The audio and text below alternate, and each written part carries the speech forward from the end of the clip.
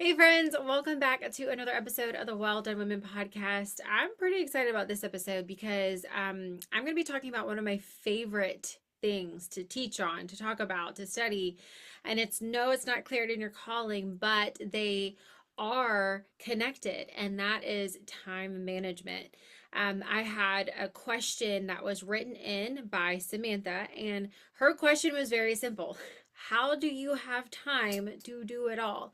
So that's the answer. That's the question I'm going to be answering today on today's podcast. And I've taught this a ton of different ways over the last 10 years, teaching online. I've taught it from a spiritual angle, I've taught it from a personal angle. But today I'm going to be very, very tangible, tactical, especially because, if you're listening to this in real time, we are officially entering into one of the busiest seasons of the year, and that's Christmas time, where everyone's trying to jam in end of the year goals, all the Christmas festivities, all the things that they feel like they have to do or obligated to do, parties to attend, church events to attend, school events to attend.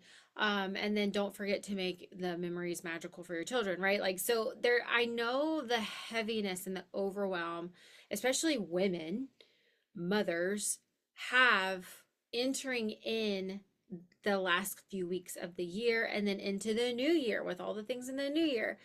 And so I really want to, I'm going to be sharing three super practical, tangible time management hacks, is what I literally can call it, time management hacks, that I've been using, oh my gosh, probably for the last 10 plus years. And then a little bonus hack, something that you can implement right now, today. That's not hard to implement, not hard to do. And so if you are there right now, if you feel like you have more things to do than the time allotted, you're really going to like this episode, because I'm hoping by the end of this episode, you will feel freer. You will feel less obligated, and you will be commissioned to manage the time that you are given. A couple years ago, I had three babies under 3 years old. So the boys, we started with twins, and then we had Joe shortly after. So we had three under three. I was potty training twins while nursing a newborn. Like, if I ever didn't have time to do anything, it was in this season. It's potty training twins, nursing a newborn. We were also living with my parents because we wanted to build a house. And in the middle of all of that, I thought it was a really good idea to start a photography business and then transition into online education. And so here I was, potty training twins, nursing a newborn, building a house, learning how to be a photographer, booking weddings, booking family sessions, trying to, again, build this house on our family property, which, if you know the story, we ended up selling and moving to the beach. But so we were in this season. I got pregnant with Bonnie in the middle of all that. So, like, to say that I didn't have time, I didn't have time. I didn't have time to shower. I did not have time to breathe. I did not have time to really do much of anything other than just feeling like I was surviving hour by hour. I just was trying to get done what I could get done. And with all of that, like, again, all of those things are good things. Having children are good things. Getting pregnant with another child, those are good things. Building a home, next to family, those are good things. Starting a business, it's a good thing. Starting another business, for passive income purposes, good, all good things, right? And but the problem came whenever I found myself with high anxiety, with, new medical illnesses that, were just done by me because I wasn't taking care of myself. I wasn't sleeping enough. I was stressed. I was overweight. I was almost 200 pounds. And I knew something had to change. And so in 2017, 2018, that era, I reached out for help. I reached out to a coach. And one of the things that she told me, which completely changed the way that I saw time, is she said, Brittany, the time that you have, the time that you're given is for us to steward. And it's one of the only non-renewable resources that you have access to. Time is a non-renewable resource. Once it's spent, it's gone. Once that time passes, you won't see it again. Whereas money is a renewable resource. We can make more of it. We can expand it. We can leverage it. We can we can make more of it, but we cannot make more time. And so if there's anything that you want to master, it's time management. And so I don't know what it was, but that one thing changed my mindset, changed my beliefs around how I'm spending my time, how I'm using my time, what I'm doing with my time. And so the first thing that had to change is my own mindset on, oh my gosh, like you're right. Time is a non-renewable resource. Time is one of the things that if I need to make sure that I'm spending it well, like this is the thing more than it is money. And so if I want to be a good mother, if I want to be a good ministry leader, if I want to be a good business owner, I better make sure that I am making the wisest use of my time. And so that one thing changed, that one mindset shift changed everything for me. And I started treating time more precious than I did my income because it's a non-renewable resource. In the book of Psalms, in Psalms chapter 90, verse 12, it says, teach us to number our days that we may gain a heart of wisdom. And so, just speaking spiritually, like God gives us time as a gift, and it's up to us to steward that time for His glory and for the good of others. And so, again, time is so important to cherish and to spend it wisely. And so, one of the things that I'm hoping that you'll get out of this episode are some really tangible time saving hacks. How to make the space in your planner and in your calendar more white. So not just like trying to do all the things at once, but like getting rid of things that are taking up our time. Because something else that I read in a book somewhere, I don't remember where, but um, they said that God only gives us so much time. God only gives us the time to fulfill the call in our life. And so anything outside of that, outside of the call in our life, outside of what God has called us to do, is our own doing and our own undoing. And so that's what I want to teach you today. 3 of my biggest tips for time management, how to get your time back so that you can live a fulfilled life, live an abundant life that we're promised, live a peace-filled, joy-filled, free life where we stop making busyness something that we're striving for. Have you ever realized that? Like every time we see somebody, they're like, how you doing? Oh, we're just busy. Oh, we're just busy. It's almost like this badge of honor that that adults try to wear so that we can feel important or that we can feel like we're doing something honorable or worthy or, you know, some like important. Busyness is not anything that God calls us to do. That's Satan's tactic. Like the devil, the enemy, if he knows he can't distract you from the call, he'll just make you busy. He'll make you too busy to fulfill the call in your life. And so again, we're going to move into the teaching. I'm going to stop preaching at you. The first huge time management, time saving, like this one thing will change your life. It's called the E.A.D method. E.A.D. I taught this in my coaching program last week. And again, these are high level entrepreneurs. These are ministry leaders, Christian women. And before I taught it, I was like, have y'all heard of the EAD method before on for time management? None of them have heard about this. And I was like, oh my gosh, this is going to change your life. And I'm excited to share it with you.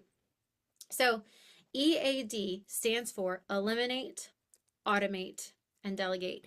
And the exercise that I had my students do was I had them write down, and this is what you can do on your own, write down every single thing that takes up your time in your life and in your business, like every single thing. Like take an audit of where you're spending your time. So you wake up in the morning, you spend 30 minutes scrolling your phone in bed. I don't know what you do, but I'm just giving you examples. You go get the kids dressed for school. You take them to school. You come back home. You maybe scroll some more. You watch the news. You take a shower, get dressed. So I want you to go through a typical day and write down every single thing that you spend time doing in your life. Then on another column, I want you to write down every single thing that you spend time doing in your business. Sending emails, reaching out to clients, making social media content, making more social media content, figuring out coaching schedules, creating a new course, launching your podcast, making podcast episodes, making thumbnails for your YouTube channel. Like write down every single thing that you spend time doing in your business. And once you have these all written out, the first thing that you are going to do with this list is take a Sharpie, take a pen, and start eliminating, scratching things off that does not matter or that you just do not need to be doing in this season. And a question that you can ask is this what I am called to do in this season? Is this what I feel called to do in this season? Does this support the call in my life in this season? And here's a plug. If you don't know the call in your life, please join me in the Clarity to Your Calling Challenge. I can help you uncover who you are, how you were designed, and the best business that aligns with it. If you don't know what you're specifically uniquely called to do right now in your life, if you aren't confident, if it is not clear, if you don't feel the commission out, then please get clear on this and join me in the Clarity in Your Calling Challenge. But if you do know what you're called to do, and you are doing it, and you're confident in it, and you know that you are anointed and appointed, and you're doing the work of the Lord, I need you to scratch off anything that is not in alignment with it. So scratch off the places that you're volunteering that's not in alignment. It could be good things. Trust me. Like volunteering to help your kids' school is a good thing, but maybe it's not the God thing for you in this season. And it's okay to give yourself permission to scratch these things off and be ruthless here. Like, don't say, well, if I don't do this, then what will people think? Like, we're not here to please people. We're here to please God. That's it. And the only thing that pleases God is when we are walking in alignment in His will. So, again, going back to your list, scratch off anything that is not in alignment with what God has called you to do in this season. So the Netflix shows that you're watching, the social media that you're scrolling. There are seasons in my life, like I will go months at a time and delete the apps off my phone. I won't delete my social media because I do feel like I minister there, and I have it's a creative outlet for me, and it's not something that I have ever felt the Lord say get off of social media. But I can get so addicted to those apps where like I won't even know that I'm doing it, and I'll grab my phone and I'll click at the Instagram app and I'll just start looking at recipes. I'm like, what am I doing? Like, what am I doing? I'm wasting time here. This is not fruitful for the call in my life. So there will be seasons where I'll delete it all, delete that stuff. So what can you eliminate? What can you eliminate off of your life that isn't in alignment with the call? They could be good things. And I'll give you one more example for me just to let you know. I go to Anchor Point Church in Foley, Alabama. It is the best church around here. If you are local in Gulf Shores, Foley area, please check out Anchor Point. It's amazing. But one of the things that I am gifted and talented in, and I have 20 years of experience in, is playing piano on a worship team. And so I let them know when I join the church, like, hey, like I play piano. I spent 20 years of my life in my dad's church playing on the worship team. Like I know the worship songs. I know like I can do this. And so they were like, yeah, we would love to have you. We're actually looking for a keyboard player.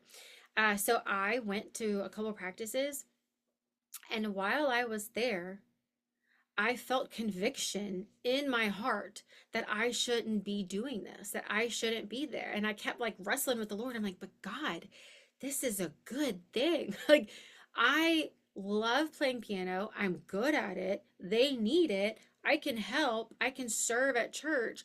And I think a little bit of part of me was like, I miss playing piano. Like I miss playing on a worship team. Like that was such sweet memories in my life. Such a sweet season in my life. And so I wrestled a little bit and I'm like, what is going on here? Is this the devil trying to just get under my, get in my head? And I was like, wait, is this something that I feel called to do, or is this just something that I could do?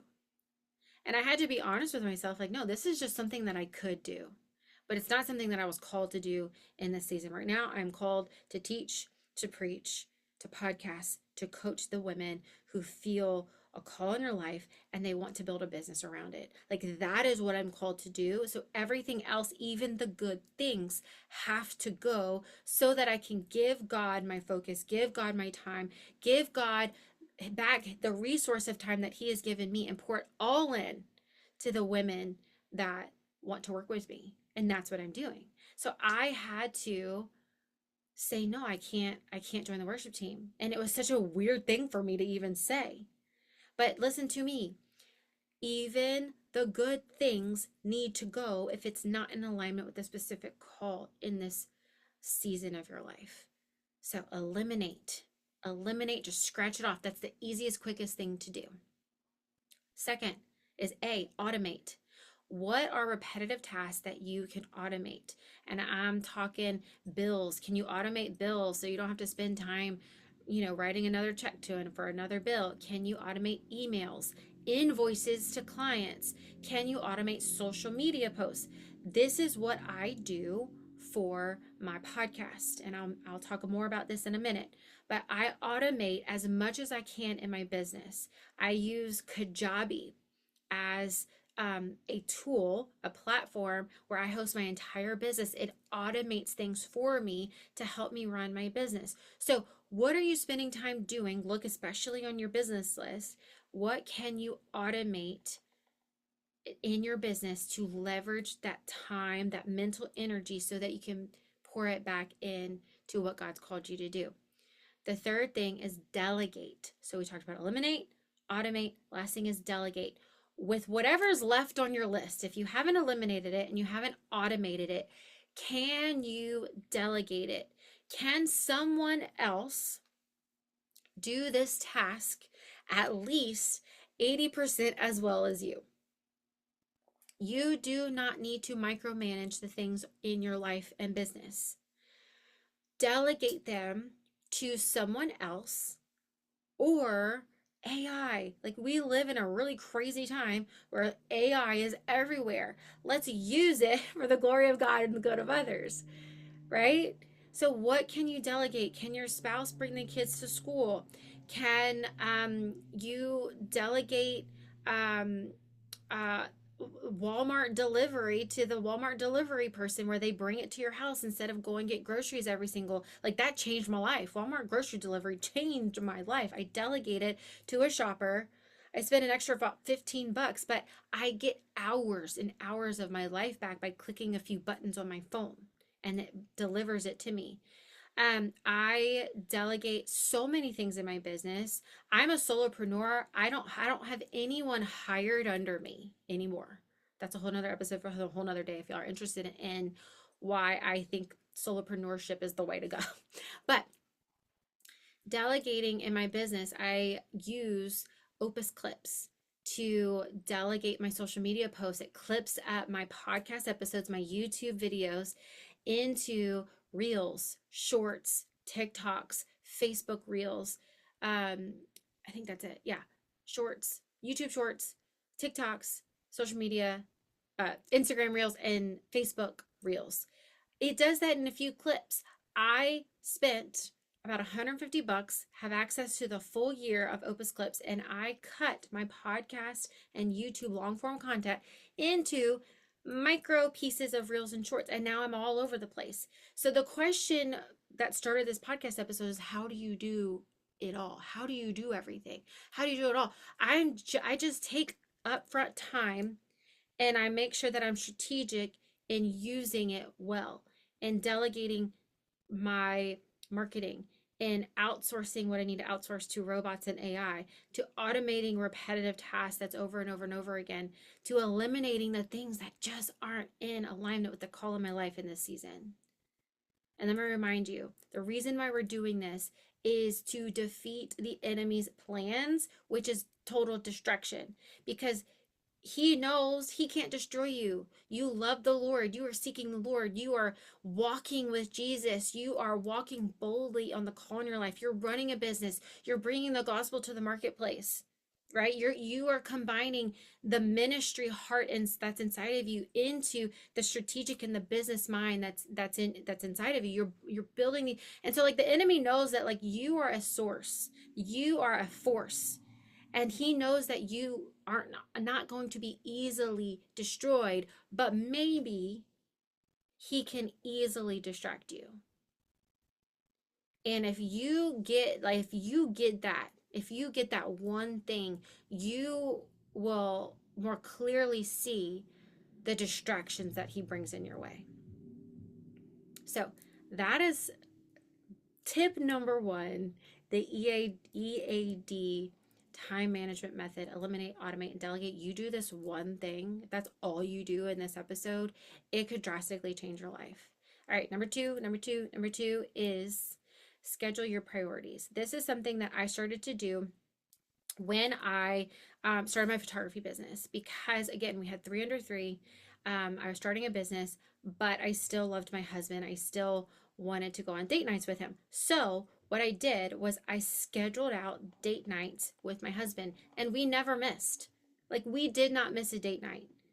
And so I realized, I said, okay, if I date my husband, if I make this a date on the calendar because it's a priority for me, I need to do the same thing with my other priorities, where it's non-negotiable, quote unquote, meetings that I can't do anything else in that time block. So, what are your priorities in life? If your priority is a relationship with God and to spend time in His Word and to spend time in prayer, and you're not doing that on a regular basis, I want to encourage you to date that priority. Date the Bible, date it, right? Just like you go on a date with your husband, date the Lord. Put a time in your calendar every day that no one can touch that time. It is a meeting with the Lord. For me, it's 7:30 in the mornings. From 7:30 till about 9 o'clock, I spend time with the Lord. We're homeschooling now, so the kids are all around me, but I am intentionally dating this time. Around again, 2 o'clock, we have dedicated reading time. I'm dating that time to make sure I get the things that I want to read inside of me. So what are your priorities? That's what goes first in your planner. And if you put dates, non-negotiable, like this is what it is, you'll realize you don't have a ton of other time to fill it with the things that you're trying to fill it with.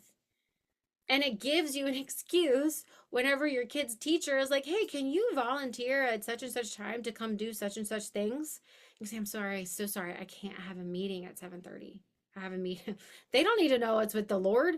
But like, you now have an excuse to make sure your priorities are your priorities. And the way that someone knows, especially God knows, that you have priorities is how you spend your time. So Date your priorities, put whatever you need to on your calendar first, and then everything else comes later. Everything else comes second. And I want to encourage you to keep the white space on your calendar white. The Holy Spirit has things that he wants to say to you, things he wants to do in you, things he wants to do through you. But if you are too busy for him, he can't reveal it to you, or he won't reveal it to you, because you have filled that time with other things. So if you want to see God work and move in your life, make your calendar white. Keep it clean. Stop adding junk into your calendar and let the Holy Spirit add the things in his timing. All right, the third and last tip, and then I have a little bonus for you, is work in batches, not in whiplash chaos. Work in batches and not whiplash chaos. What do I mean by that? Our focus is special. We have, especially if you are a mom, a woman, we have a million things going on in our mind all day, every day, a million miles an hour. So we have to make sure that we have focused, deep work time on one task a day, or it could be a time block. So for me, I have output days where I'm doing coaching calls, client work, people facing tasks where I'm getting dressed, I'm fixing my hair, I'm putting on makeup, I'm in the zone, I'm outputting, I'm outpouring. I have output days right now in this season. That's on Mondays. I am doing my coaching calls for my group coaching program on Mondays. And so I know, and do you want to know why it's on Mondays? It's because my hair is still clean from Sunday's wash. Like literally. And I like to front load my weeks with those type of tasks. Like because my clients, my coaching clients are the most important people outside of my family and the Lord, because I'm pouring out to them. It's who I feel called to serve in this season. So I am giving it my all on Mondays. I also have input days where I have days for learning, planning, praying, personal growth, personal development, where I'm inputting, I'm pouring back into myself. These days are typically Thursdays and Fridays. So Thursdays, I have a coach and he pours into me on Thursdays. This is where ideas form. This is where I think. This is where I'm formulating new frameworks. I'm creating new things because I'm inputting these days. I'm reading these days. A lot of times on Fridays, I like to go to coffee shops or go to the beach, just be alone. And I'm, again, inputting, I'm praying. I also have content creation days. So today is Sunday. Sundays after church are my podcast days. Why? Because I have found that after church, I am fired up. I just worshiped, I just prayed, I just laid it all out. It's like another refreshing, surrender, Lord, your will, not mine. I just got fed, at church. And so I am ready to preach. I'm ready to teach. And so on Sundays, I will batch record about 3 podcasts a Sunday. And so I have my podcasts pre-planned for weeks at a time so that I'm never truly behind and I'm never having to worry or freak out. So I also have marketing days. So I have production days, I have marketing days where I will do social media. I will, get in my emails. And a lot of that looks like, just to be completely honest, after I take a bath and put the kids to bed. And it's just me and Thomas, we're watching TV and it's just mind-numbing work. And I'm using AI and I'm automating and delegating these emails, these tasks to social media, and I'm scheduling them out. This is how you're able to do what you're called to do and still have white space in your calendar and still have time for the Lord to move and to pivot you and to show you what's next and to show you, like, it's so funny to me how my friends and my family, people who are close to me, think that I'm busy because they see the work that I'm doing and they know the work that I'm doing. I have more time than anyone else that I know. I I have so much time, and it's beautiful because that to me is success. That to me, having a six-figure business in this season, I have a six-figure business in this season. I'm running a business. I'm homeschooling my kids, four of them, and I still have white space throughout my entire week. How is that possible with what I just taught you? Eliminating what is not in alignment, working in batches, scheduling my priorities, making sure I'm filled up, I'm not overwhelmed. Like, I feel in this season better than I've ever felt in any other season in my life. And it's because I truly believe I'm doing what I'm supposed to be doing. I'm doing what I'm called to do and nothing else. Nothing else. I'm done people pleasing. And so I'm not doing things because I feel like I need to make other people like happy. Like, I'm not people pleasing anymore. I'm not working for the applause anymore. I used to do a lot of things just so I can get a clap, an applause, a like, a good add a girl, a good job. I'm not doing that anymore. I'm not trying to reach any kind of like stupid earthly goal. Like, my goal is a well done. My goal is well done, good and faithful servant. You were faithful with a little. Like, that is my goal. And so that's my prayer for you, my hope for you. I want you to walk into 2026 with more time, with more clarity, with more money, more income, with more peace, and with more fulfillment. That is my heart for you. That is what I am called to teach and preach on. Because I know that if we as a church do this, like, the enemy has no more ground to stand on. He can't do what he wants to do when we are all in unity as the church, as the body of believers, doing what we are specifically called to do, individually and as the church. And that's seeking him, it's surrendering to him, it's following him, it's listening for his voice. And then it's being obedient to the voice that we're listening for. It's being bold, it's taking action. It's not caring what other people think about us. It's not caring what our family or friends think when we decide to do the thing, to launch the podcast, to create the website, to build the business, to make the money, to serve the people. It's when we stop trying to care and we put our blinders on and we are solely focused on whatever the Lord has for us. And our goal is not riches. Our goal is not fame. Our goal is well done. That's it. That is my hope for you. That is my prayer for you.